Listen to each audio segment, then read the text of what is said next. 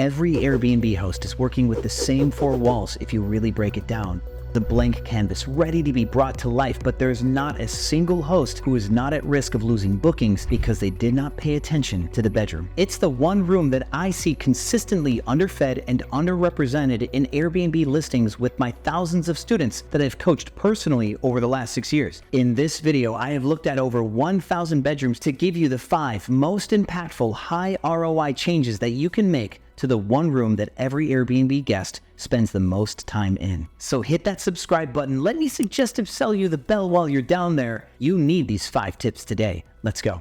Welcome back, Airbnb family. Thank you so much for the scene change. Normally my videos go for 15 minutes, but ask anybody, I can't last 5 minutes in the bed. For tip number 1, we're gonna skip the king bed stuff. We've talked a lot about that lately, but I will give you something else notable on that topic. A king bed versus 2 queen beds, which one should you pick? I have a student with 2 identical properties in Miami where one is a king bed and one has 2 queens.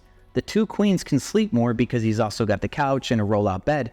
He can sleep 6 people in that space instead of your 4, but it's making less money. And you'd wonder why. I wondered why too. It almost makes no sense.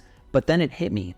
A place like South Florida, like Miami, where couples go to vacation, they don't want 2 queen beds. They want a king bed to themselves. In a market where you have single travelers or couples, they'd rather have just 1 good bed as opposed to 2 that they don't like. And a place like Miami does have seasons where the queen beds will work, but that's when everything is ripping expensive. Like Art Basel or Miami Music Week, when things are so expensive that they will opt for 2 queen beds to split the cost. But for most of the year, when the market is affordable, people would prefer to have an accommodation that they like. A person that only needs 1 bed doesn't want one with 2. So by serving 6 people, you're cutting out the groups of 1, 2, or 3 that can actually afford something nice. You're now forced to compete on price because you have a subpar property compared to everybody else. So your takeaway for this: a king bed is a luxury that everybody wants. The double queen bed, or going for size artificially room by room, is going to force you to compete on price because you've taken away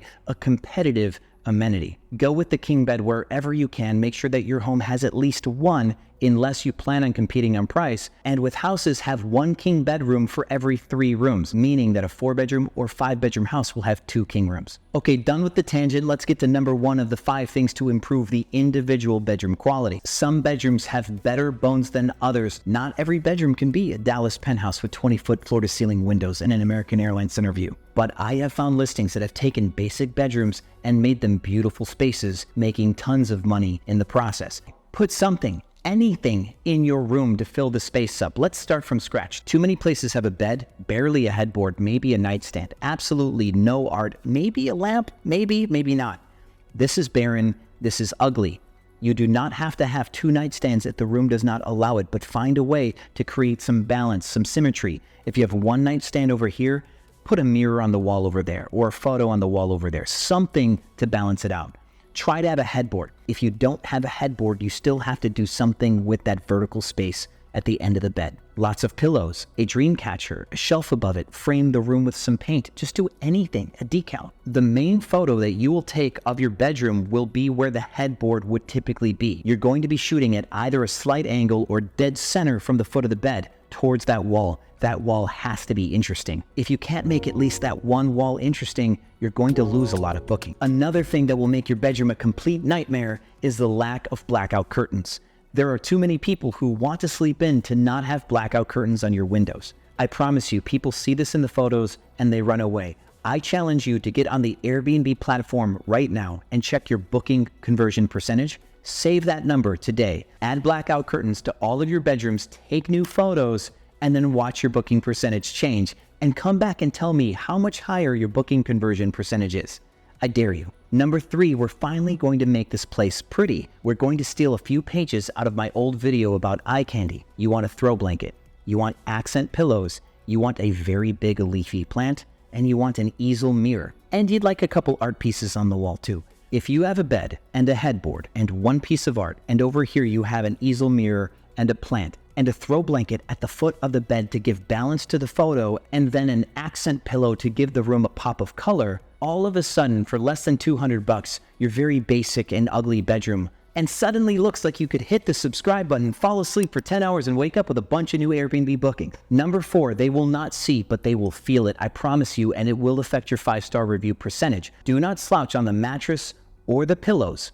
The sheets, I'll leave that up to you, but if you have a bad bed, one that's way too firm, or one that's so old that it's sinking in the middle, or one that's just all spring and no comfort, and you have pillows that are flat as a pancake, or those memory foam pillows that might as well be a NASCAR tire because they're so big and so firm that you can't even sleep on it because your neck's like this, you need to have balanced comfort in your room. So have a good medium to slightly more soft bed, because short stays will benefit from a slightly softer bed, trust me. And then have a variety of pillows.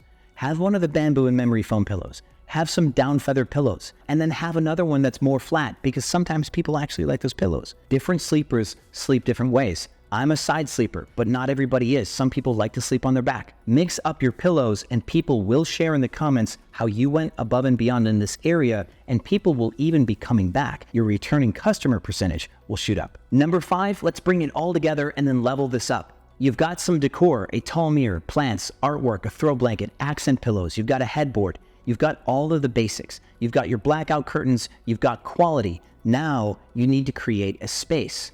And what's really cool about this is Google and Pinterest will guide you. You don't need to be good at this. Start your Google search from scratch with bedroom interior design, and you're going to see all sorts of stuff. You might click on a photo that you think is cool because it's green or it's blue or you like the headboard.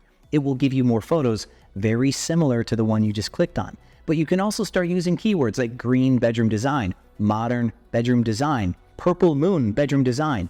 If you already have stuff in your home, if you've got hanging plants, if you've got a boho theme, if you've got a purple throw blanket and a gray headboard and purple bedroom design, and Google will start to feed you photo inspiration, I want you to pick one. I like darker colors. It's just my thing. You don't have to follow me, but you will want to paint your walls, add some texture, add some lighting, and make the vertical space interesting if at all possible. Copy something. Good design. Just take what you have, take what looks good, and find a way to mash them together. And what's really cool is you can find an expensive looking room, but take each individual item from that photo and find a cheaper version of it and buy on the cheap one piece at a time and create a value version of a restoration hardware room if you wanted to.